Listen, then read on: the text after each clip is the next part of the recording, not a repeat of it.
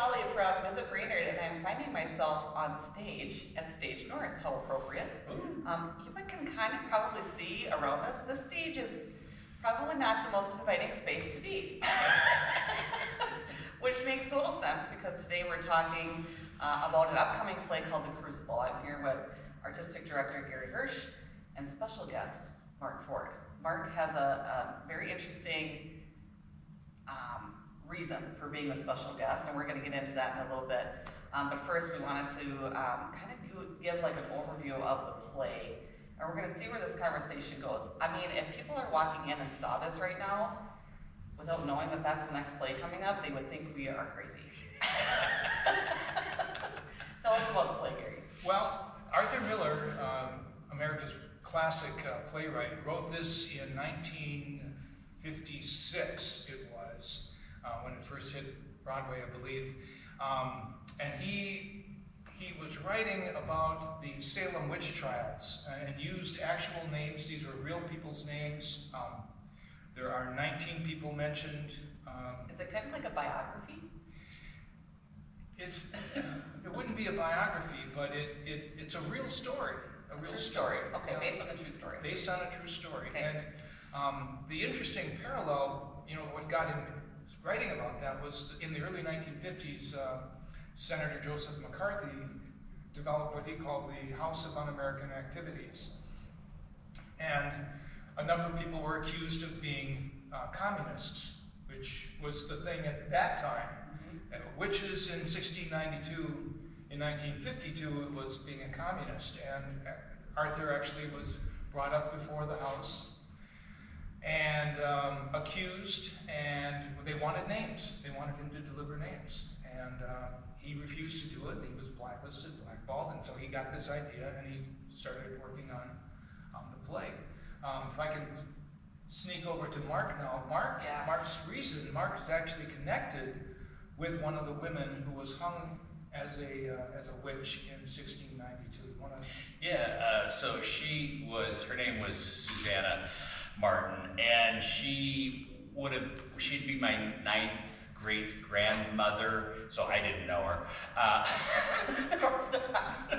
But anyway. But still, family ties. Yeah, exactly.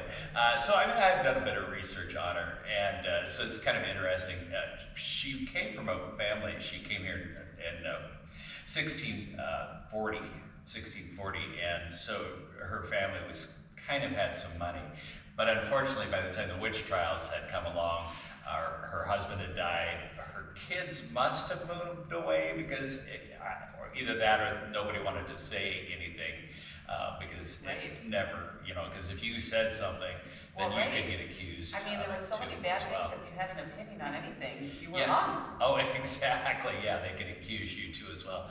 So they said that she was just a very outspoken woman who spoke her mind, and she was probably very intelligent, but being an intelligent woman back in 16 that wasn't their job. It was not great. So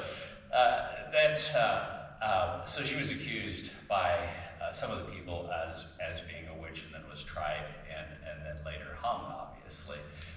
So it's just an interesting connection for me just to have that kind of... In more ways than one. So you are a part of the play, you were in the play. Yeah, I actually play he's kind of a bad guy that's seeking atonement, if I could use a church word.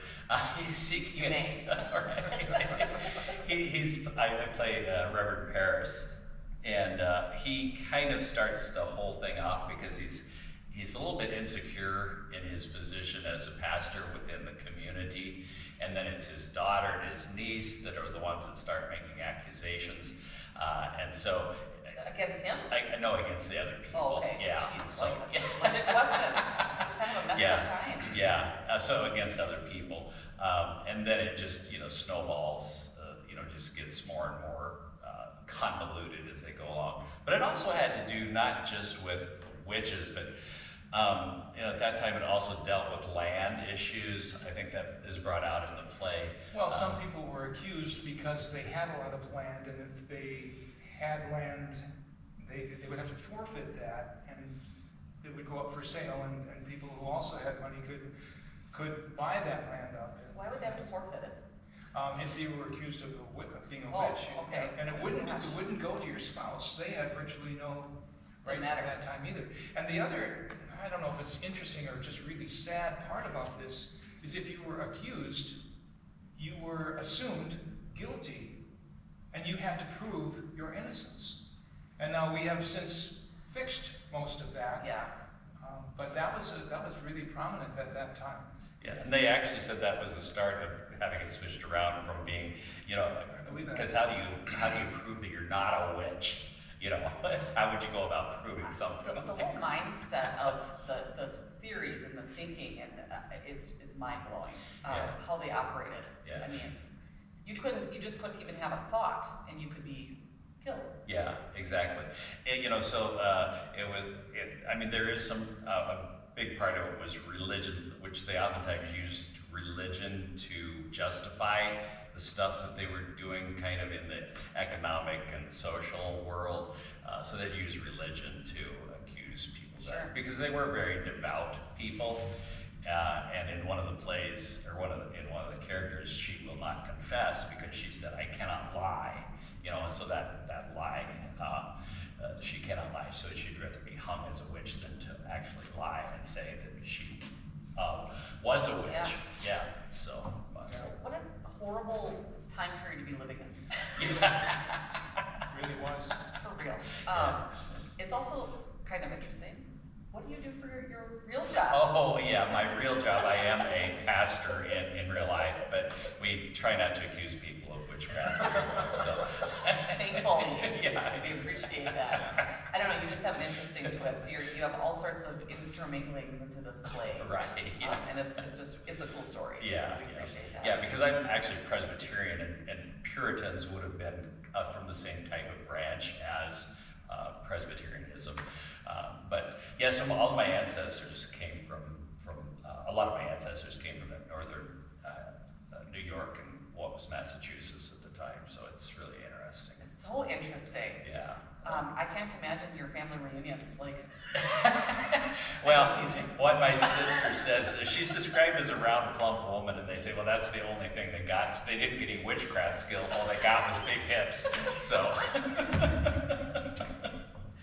Also another fun fact. Exactly. Okay, so Gary, let's talk a little bit about the cast. You have an awesome ability to include your community in all of your plays. I would assume that this play is no different. You have how many people involved? That's a hard question. In the cast, we have, at last count, was 21 involved. 21 cast members. So there are some extra guards, there are some extra affected girls. We, at Stage North, our slogan is that we put the community in community theater. We really try to cast as many people as possible and give new people new opportunities.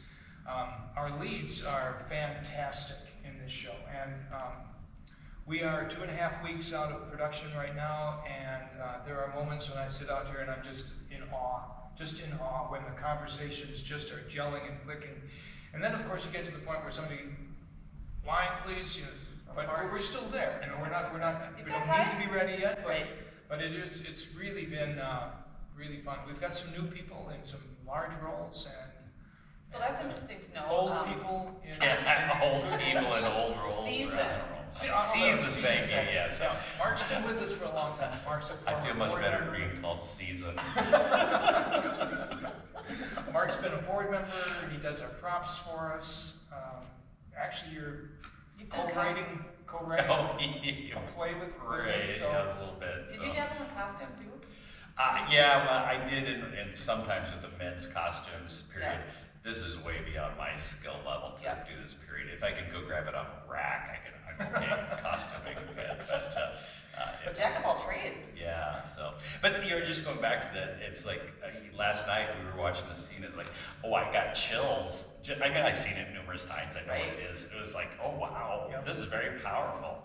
And so, you know, just even there watching it, it's like, oh, So that's so interesting to hear, because you just alluded to it. You have seen this part of the play, I mean, thousands of times, I'm sure it feels like thousands of times, and you guys have been doing rehearsals forever.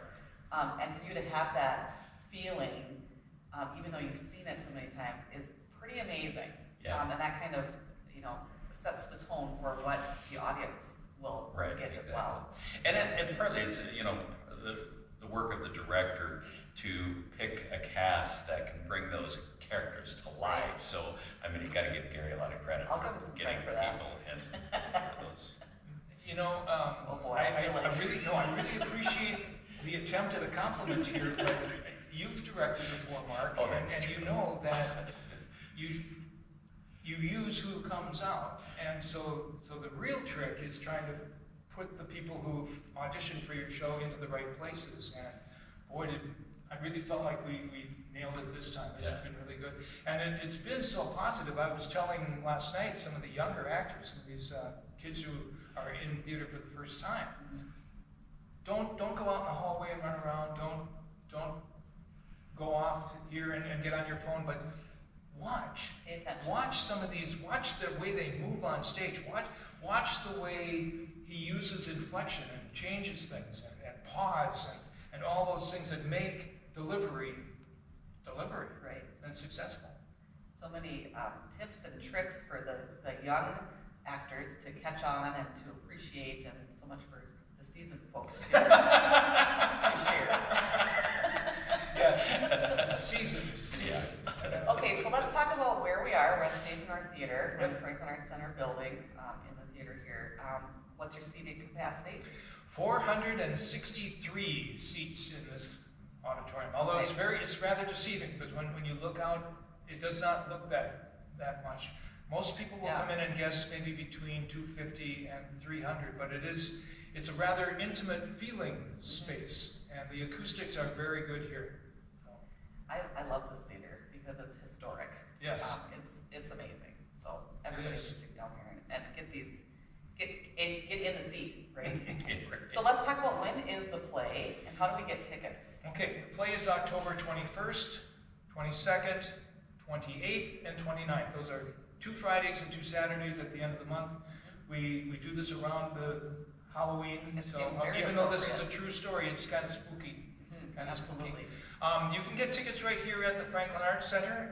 The dress shop, A Needle Pulling Thread, across the hallway there. Marina Grabowski sells tickets. She's got tickets. You can get them online at stagenorththeater.com. If you just Google Stage North Theater Brainerd, because there are 4 Stage North theaters across the country. Make sure you pick the right one. Yes, and you can also get them on BB. Get a discount on BB. Okay. So. We are very much looking forward to coming here to see the production. Is there going to be any surprises during the play? Anything that people, we don't want to give it away, but you can just simply say yes or no. I mean, I guess I'm trying to ask, what should people expect? Is that a hard question? It's a very serious, dramatic piece, but as Mark was alluding to, it moves well. It's engaging, so it's not only serious, but it's also very entertaining. I love a true story. Yes, and this is a true story. Yeah, it's very cool. And so it's not going to be a ha-ha entertaining. It's just going to be that. I'm expecting that not to be a ha-ha, considering what we are seeing. Mark, didn't you have a question for me? You mentioned it earlier. Oh, you mean that you have met Arthur Miller? That was it? Yeah. I was going to bring that in, yes. Met isn't exactly the word, but when I was working part-time at the Guthrie as an usher and house supervisor, Arthur Miller was premiering his last play. And as a high school teacher, every textbook I ever taught from had a picture and a biography of Arthur Miller in it. And here comes Arthur Miller down the aisle. Is he kind of your hero? Oh, he is absolutely my hero. One of my heroes, yes. And he came down the aisle with his daughter. He was 87, 88 at the time, and I couldn't stop staring at him. Yeah. I just couldn't stop. And he sat from probably me to you, Holly, and he finally felt the burn of my stare. And he looks up, and I just leaned over, and I put my head on his shoulder, and I said, "It is an honor to have you in the house, sir." And he said, Thank you. So technically, I had a conversation, Right. a give and a take, Yeah. with Arthur Miller. That's It a was conversation. a deep and meaningful conversation that meant the world to you. Oh, Yeah. absolutely. I keep telling that story. How many times have you heard it, Mark? No. And I've heard it about that many as well. No, we love your appreciation towards him. Oh, I do. And we were chatting earlier too, you've not ever done a play of his, is that correct? That is correct. I have not directed an Arthur Miller. I taught high school for 34 years, so usually, you know, the crowd, you want to bring people in a high school situation. Not that Yeah, we don't want to bring people in here, Yeah. but a more mature audience is going to appreciate this show than others. 100%. So I've never directed an Arthur Miller play. so this is another check mark in your book. Check it off, Yeah, yes. very cool. Yeah, and it's actually one that'll leave you thinking when you get done with it. I You know, imagine.